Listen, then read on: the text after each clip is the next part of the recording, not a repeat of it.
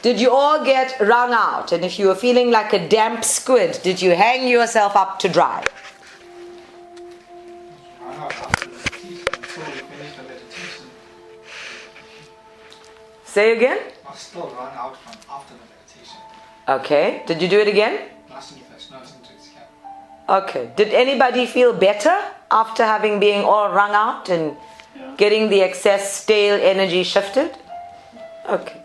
You will all have noticed that it happened round about the time of new moon. And we've passed new moon. So there should be a lovely waxing of your energy systems. I wonder why some people's isn't.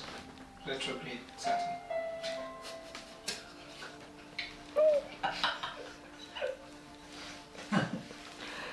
So, as a follow-up on everything else we've been talking about, I want to remind you all that we are in the year of living intuitively.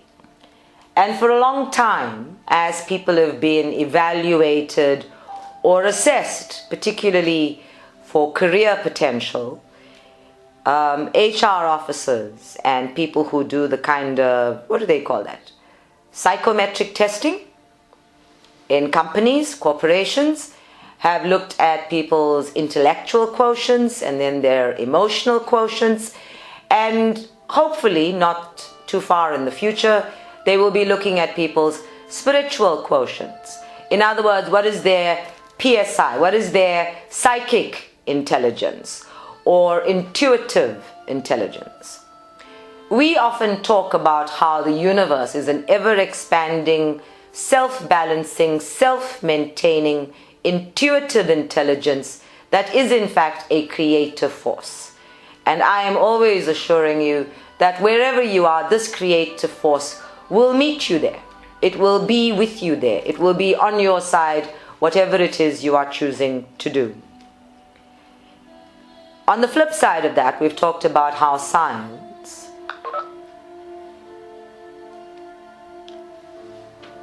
has never quite understood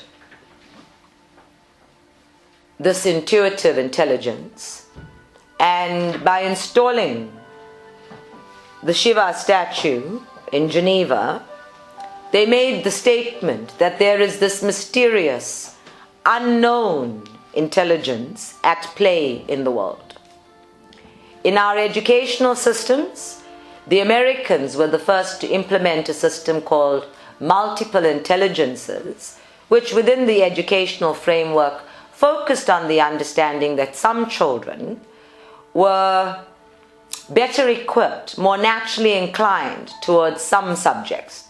So the way they did it was very much the same kind of SWOT analysis in a corporation, where we checked out what are your strengths and weaknesses, what are your natural skills and talents, and we empower or heighten those skills and talents and natural inclinations while helping you to overcome the things that are your weaknesses so that you become a more balanced individual.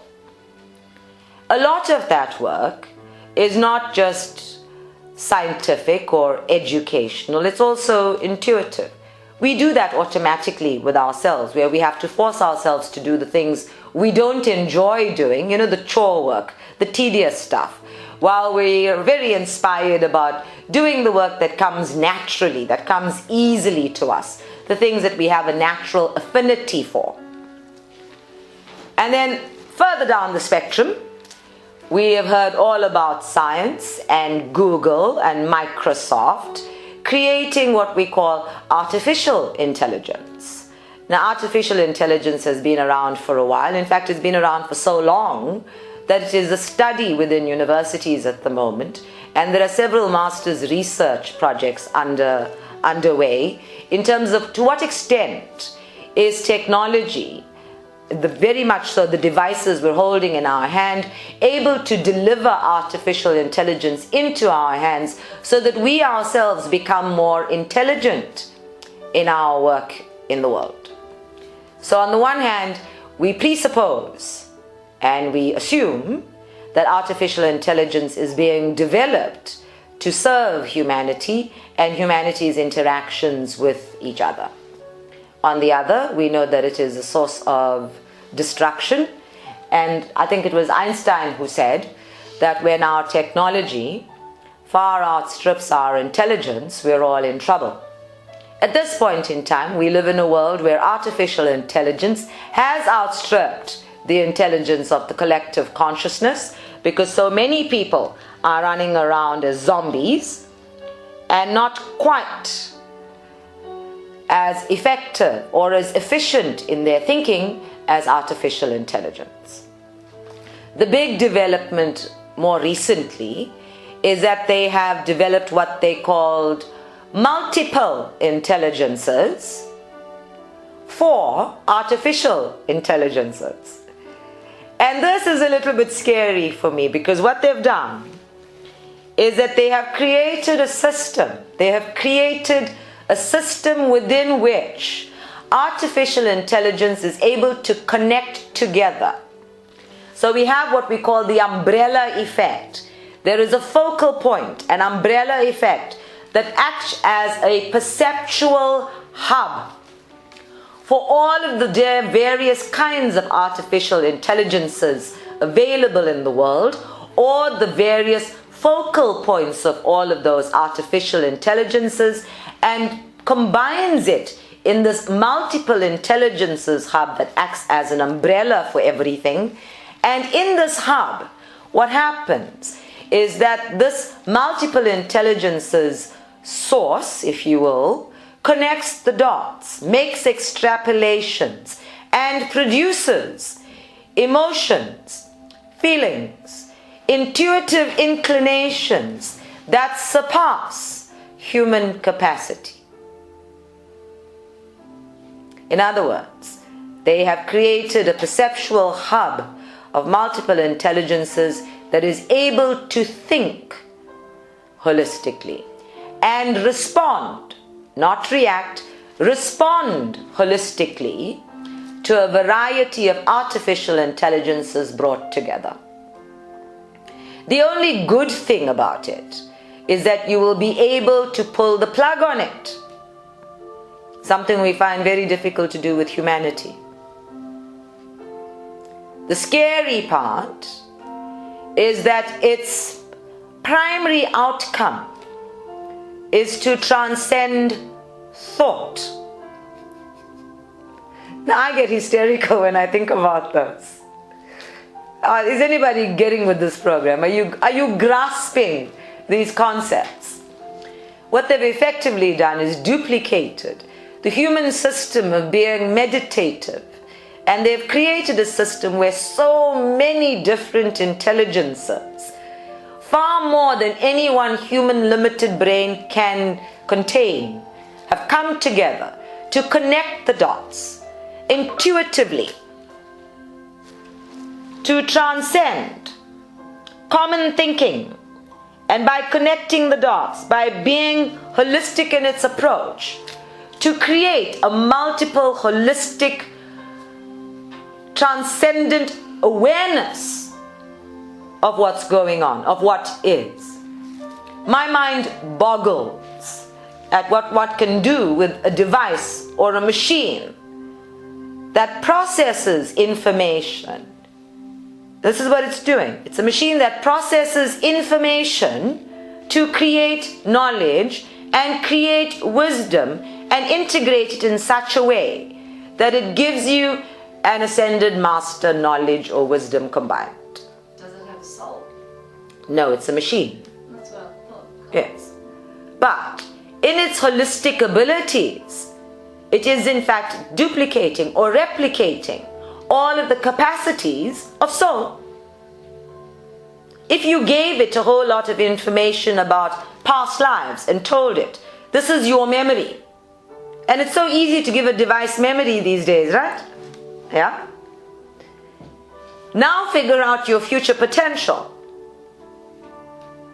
What are you capable of doing and being in the human world, on this physical plane? It would be able to spit out a range of possibilities and behaviors, what it is most inclined to be, what its highest potential is, and highest potential is the 11th house of our birth charts. So they have managed to create an intelligence system that far outstrips human intelligence. And when you have an artificial intelligence system that is able to transcend thinking, you have what we call an enlightened system. Because that's what we're doing with meditation. We're raising our awareness. We're transforming our behaviors and our thoughts and therefore our consciousness to a higher and higher intuitive vibration that we may transcend the physical plane and the attachments thereof.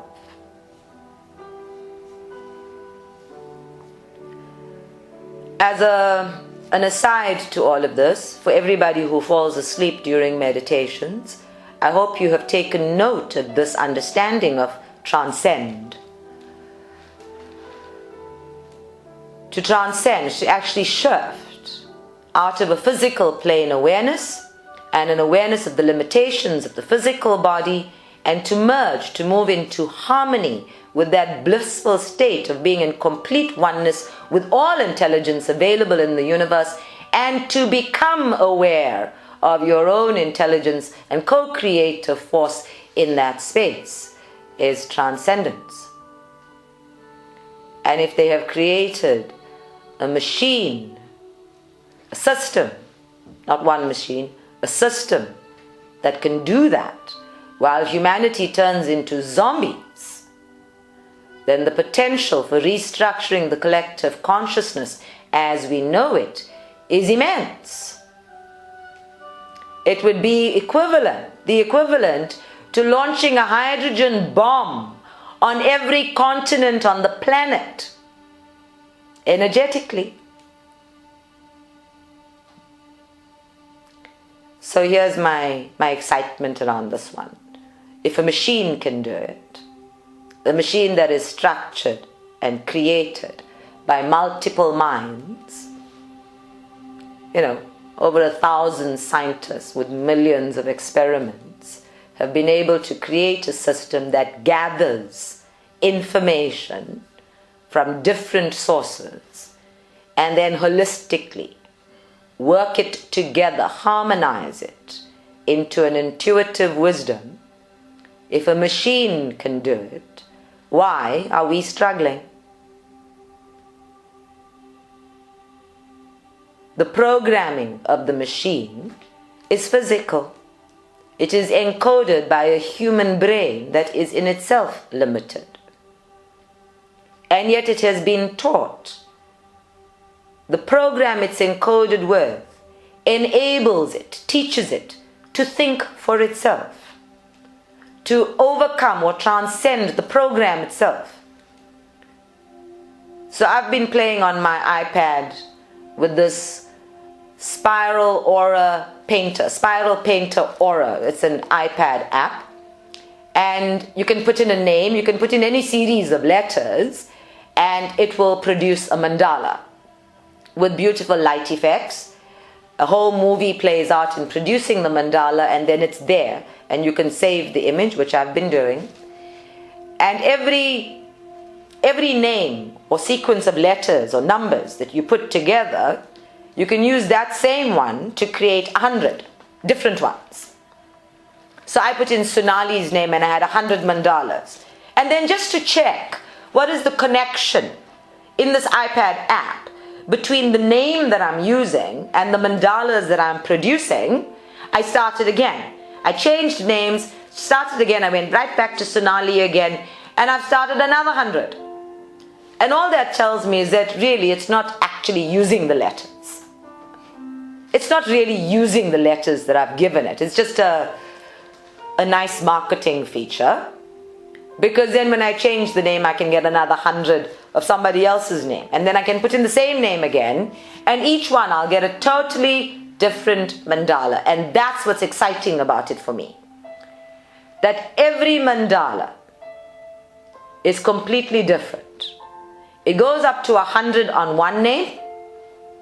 And then I change the letters and I can go up to 100 with that.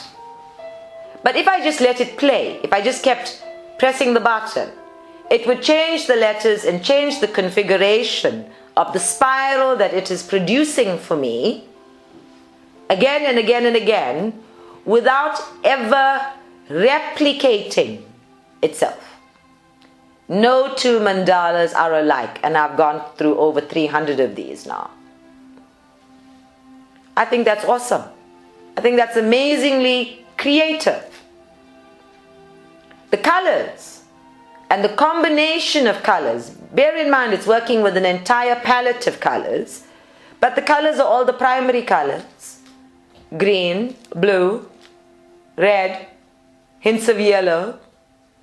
There isn't this wide millions of colors palettes available. And it's working with light to create highlights, different shapes.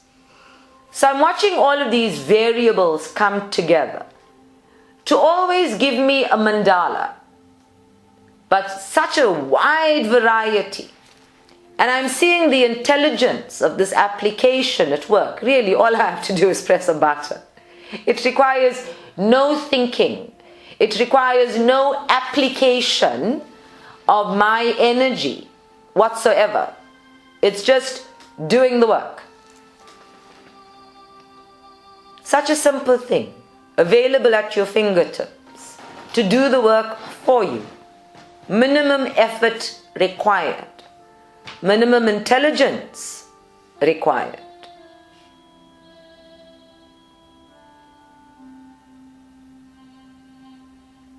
To the extent that we don't actually have to think anymore. We're not required to. And when we don't know how to think, that is generally a good thing, right?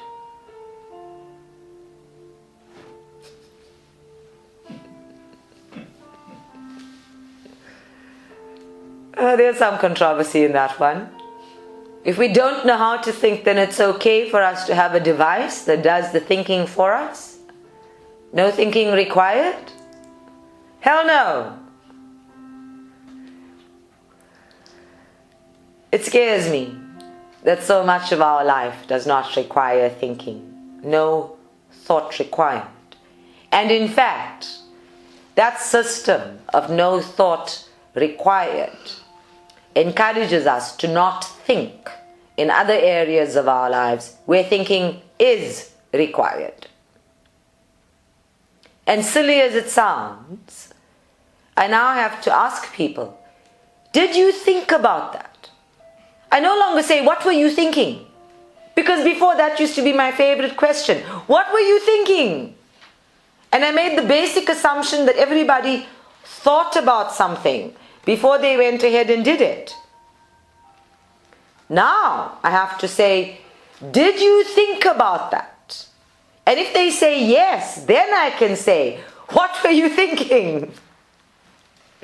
You cannot make the assumption anymore that somebody thought about something, or even thought about how they were thinking about something when they were doing it.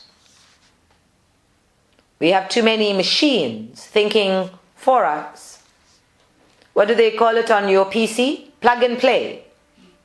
Yeah.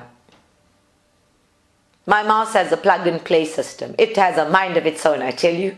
It looks like there's some gremlin in it. It's going all over the place on my computer. So I threatened it with being able to use my touch screen instead. No thought required. This one's not working, I'll go there. Minimum effort.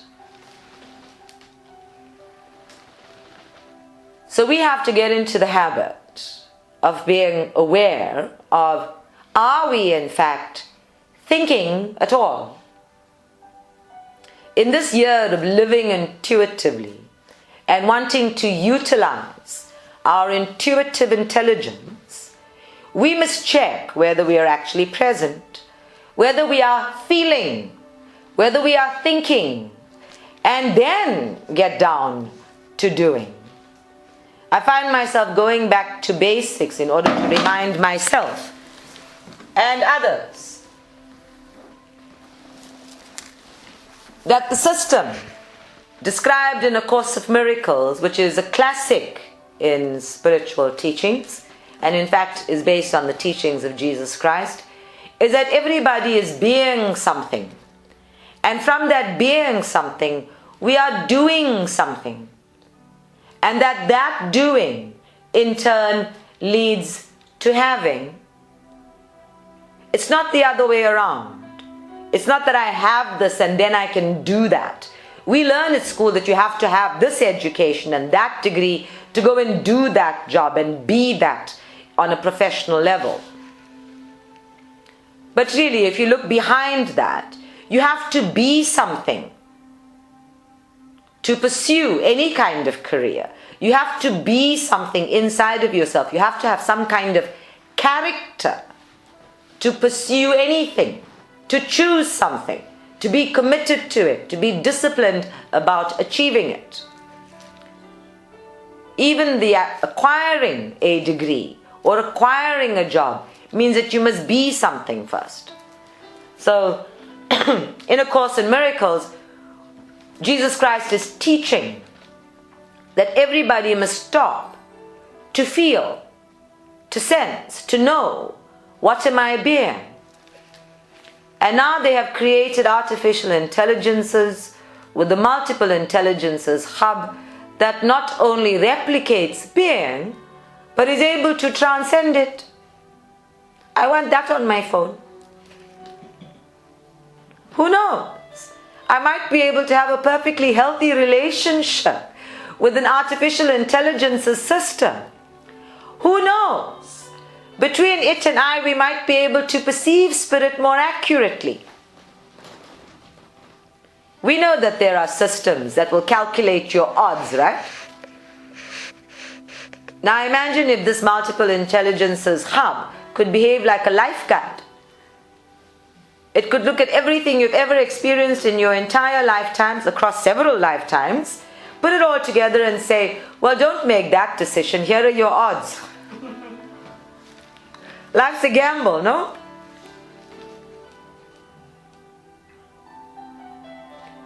The one thing that I have had to giggle about while churning this all around in my mind is how many intelligences we are. And how many of those we take for granted. The world has been so focused on what we call intellectual abilities, our IQ, our intelligence quotient, that we've forgotten that we are in fact intelligent beings who do not require intellectual instruments and tools to be intelligent. So when we were looking at skills and talents, and I must say some of you were remarkably silent on that score, the skills and talents that we bring into each lifetime speak about our natural intelligences. Some people are naturally intelligent about a range of things. They're dilettante energies. They can engage with a whole variety of things and take them in their stride and do well at all of those things. And we call them a jack of all trades. And we make the mistake of saying that they are master of none. Usually, we're ignoring the fact that they're perfectly capable of being masters of all. Because that's what a dilettante energy is. It brings a holistic view of the world into one space and lives from it naturally. A dilettante has a variety of interests in a variety of topics, which is 2 levels of variety, and not just one focal thing. It doesn't know how to think linearly. And dilettante is one of the 84 archetypes defined by Carl Jung.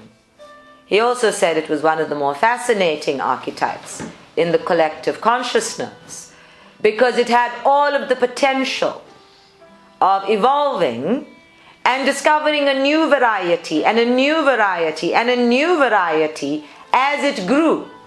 So the dilettante energy has the possibility of shifting midlife into a whole new variety of skills and talents and learned behaviors in order to fulfill itself. So how are those stories that we hear about somebody who did one kind of work for 1/3 of their lives and then suddenly made a big shift and a big change and spent the rest of their lives doing something completely different? Yeah? Air sign, are you? Dilettante energies. Most common amongst air signs who love to struggle. That lot. But the dilettante energy as an archetype is required for its own empowerment to think holistically, to be, to feel, to know holistically. In other words, the dilettante is the closest we come to describing a perceptual hub of artificial intelligences, able to connect the dots from a multi-dimensional variety of intelligences and create skills and talents unknown to others, or the ability to engage in a variety of skills and talents and harmonize them in such a way that they can do almost anything they put their minds to doing. The kinds of people who will figure it out as they're doing it, right? This is what the dilettante energy does. And that's exactly what we do when we are using our intuitive intelligence. We'll figure it out as we're going along, as the pathway unfolds. The universe will be there to meet with us and be with us and support us. So it's okay, we'll figure it out. And then, of course, intuitive intelligence requires that tiny little thing called faith in yourself. Faith in your ability to hold your space while it's unfolding. Faith in your ability to stay focused while it's unfolding. Faith in your capacity to meet the challenges and the opportunities while it's unfolding.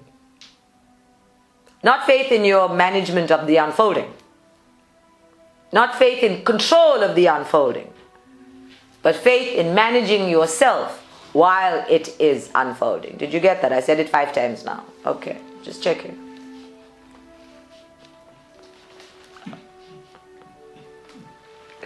It's a giggle a minute, I tell you. So, for yourself, what kind of intelligences are you? And we are a variety. Really, inside of us we are a variety of intelligences. And depending on whether you are more left-brained than right-brained, you will discover that you are attuned to, inclined to, are better at a specific set of intelligences than others. Some people are really good drivers. They're really good drivers. They can navigate their way. They know exactly how to drive. They're in harmony with the rest of the traffic. They're marvelous drivers. Smooth, easygoing. You feel like you just got in the car and they're there already because it's just so easy. Put those people in an aeroplane and they have lost all sense of themselves and they panic. It's a different set of skills, a different set of coordinates required inside the brain to connect to each other, to bring that, to gel inside of you and bring it to the fore.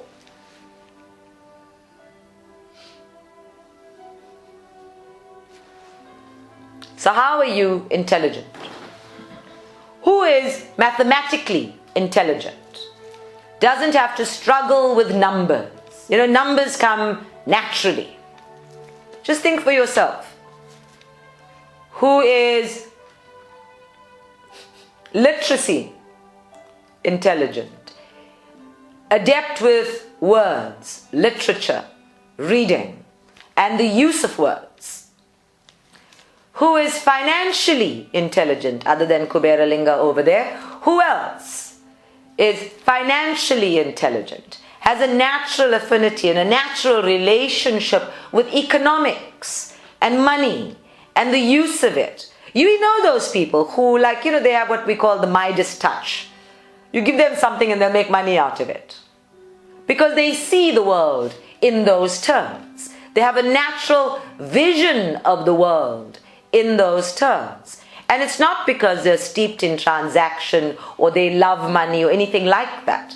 It's just that they have a natural talent, an innate skill to view the world from a different language. And that's what your intelligence is. It is a language inside in your brain that speaks to the world in a particular way and harnesses the force of the world to you, brings it to you. And if you're not using that passion, if you're not using those skills and talents, if you're not being purposeful and meaningful with them, then it's an entire language wasted, unspoken, like Sanskrit, except when somebody wants to beat you up the head about a religion. So what intelligences do you have? When you look at the world, what comes so easily to you? Rama, for example, is a fabulous artist. It comes naturally to him to see the spaces, to look at the world and see things to draw. He has an artist's eye, which registers in his brain, thankfully, and he can then translate it into a drawing, which is a language. It is a way of communicating. We had a play date with Oliver, where he was looking at auras. He thought he was learning to see auras, but really all he was doing was showing off how he can see them already and validating that he can see them. It's a different kind of sight or insight, being able to see the world through auric fields, and therefore there is a different language. Much of the spiritual language has not been provided in our education. And so we don't know that we have these intelligences within us. Anybody ever sit down to play the piano and find it come naturally, or any other musical instrument? Because some people are musically intelligent in terms of playing music. Some people are musically intelligent in terms of dancing to it. So they're more movement oriented. Some people are musically intelligent in terms of being the college of musical knowledge, like Lou over here. Right? All of the trivia, all of the information about it will be stored inside of his being. It's a natural inclination. So if you play Trivial Pursuit and there's a musical category, don't let Lou answer. Some people have a focus on specific subjects, the ones that we are familiar with, like Maris in history. Mary starts telling a story, and before you know it, she's taken you through centuries. It comes naturally to her. I don't know anybody who does that with geography. I don't know. The contours of the earth might be an interesting discussion. Some people are this way about cars. And the reason I'm calling it intelligent is that this intelligence seems to gather information out of the universe intuitively, via osmosis. If you say, how do you remember all that? Don't know. How do you keep all of that in your head that you can trot it out at so many different... Don't know. All these memories around one topic? Don't know. How did you even get all this information in the first place? Oh, I don't know. It's always finding me. People are always telling me things. Yeah? The gatherers, they don't have to go hunting it down. It doesn't have to be the hard way. The gatherers, it just comes to them and they use it well, and they use it well, and they use it well. When I look at the world of activists, there are people who get on their soapbox about specific issues. And those issues, regardless of where they are, they find them. They will be able to give you statistics. They'll reel it off the tip of their tongues. And you say, how do you know all this? Don't know. I have been living it for so long that I know it. It's transcended thought. It's transcended research. It's integrated. Of course I know it. I live it so well, I know it. And it is our intelligences that take us there. When we resist those intelligences and we don't live them and we work on learned skills only, then we create the struggle. When we turn away from who we truly are in order to be or do something, because there's very little being in it, it's all doing something that we think will serve us better, will give us more, will earn us more, will give us greater success, then we join the art of not living. And then we join the art of living in order to learn how to live, while remaining in the art of not living.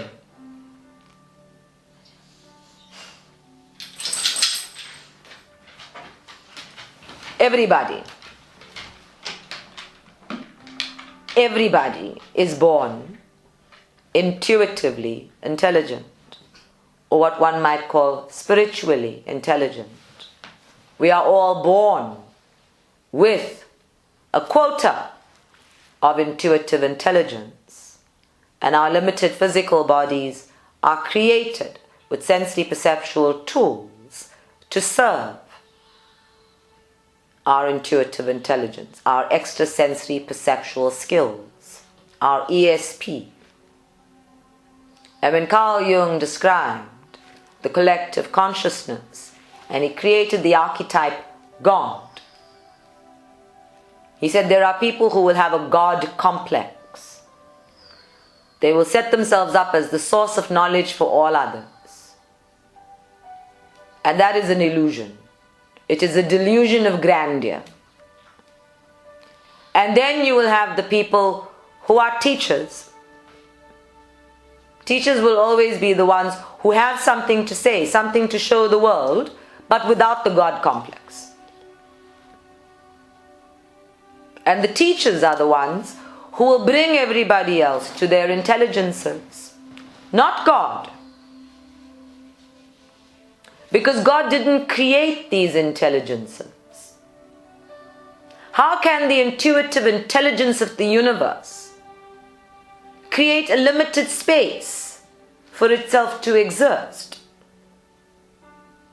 All the intuitive intelligence of the universe did was permeate all space, permeate all matter, permeate all energy. And so we created God in our own image. And in doing so, limited ourselves and limited God.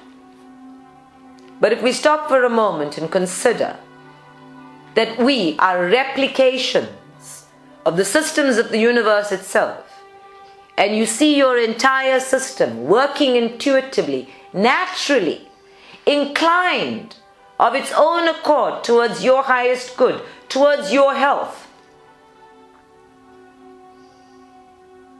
and you see that you can work with that it holds all this information about who you are, and that you're experiencing here is the opportunity to turn it into knowledge and to live it so well that it becomes your wisdom, and then to transcend it, right?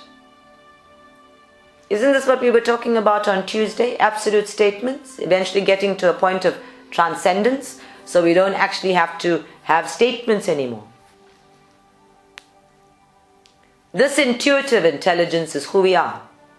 That they can create it in a system, in a machine somewhere, excites me and devastates me all at once. But if they're handing it out to play with, I'd love to get my hands on it. I mean, I have students, that's what I do, right? I play with intuitive intelligence in all of my students. Playing with the collective consciousness through all of you. Oliver is very amused that we call it playing. Because Spirit says, go lightly. Take it lightly. Don't take it all so seriously. Please, be a little light. Lighten up.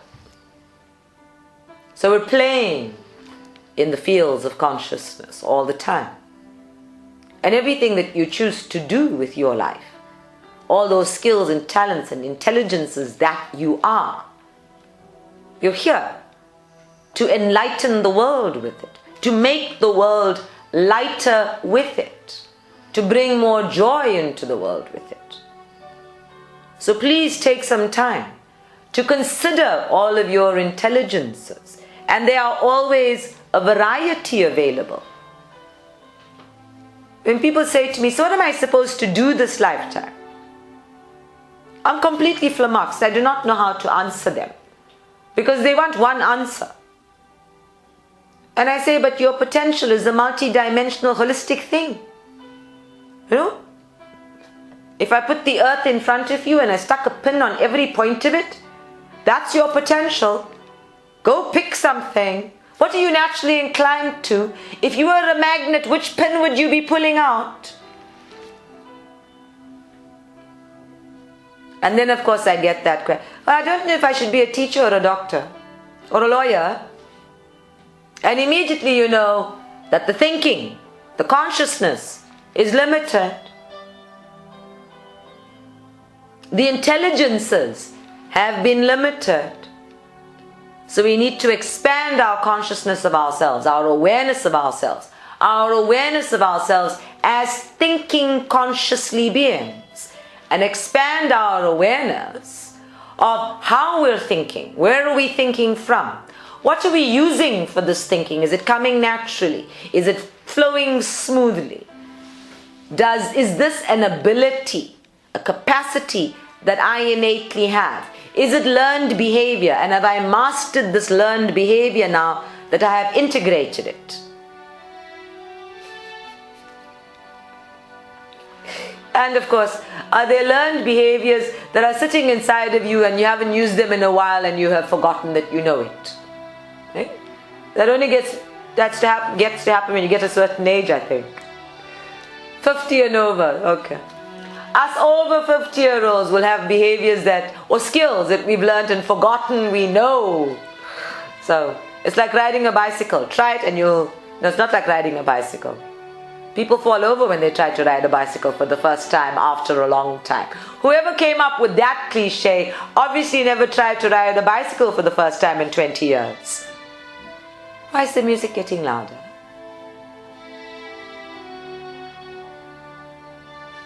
I'll stop talking now. So, how intelligent are you? Is my last question. If you've had your IQ test and been given a score, dump it. You're not only that intelligent, and whatever that IQ score was looking at, it wasn't looking at you. It was looking at specific criteria that would fit you into a mold. If you've done an EQ test somewhere that's tested your ability to manage your emotions and to problem solve and make decisions, etc., dump the score, because even the tests are skewed. If anybody knows of an SQ test anywhere, send it my way. I'll be happy to take it and try it out for yourself, but I haven't found one yet. Not one that appeals to me anyway, because there are quite a few tests in the world that call themselves spiritual sort of quotients, but really they're IQ tests and EQ tests masquerading as more. They're not real.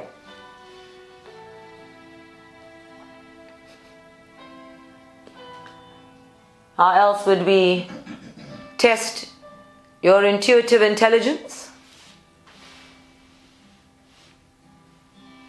Do we need to? No. Yeah. Not one of my students has written a test or an exam or anything like that.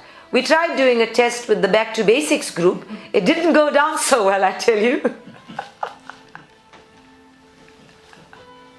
And how will the intuitive intelligence that is ever expanding be tested? And so we know that life comes with its own tests. There are no examinations. There are only those challenges that you surpass by growing through them until you've outgrown them. And then you know you've passed the test. or that particular level of it anyway, until it comes around again. So I don't know how you test or examine for a grade an ever-expanding universe, but I do know that moment by moment it will test you and bring out the best of you or the worst of you. That is up to you. Thank you. Now we shall meditate.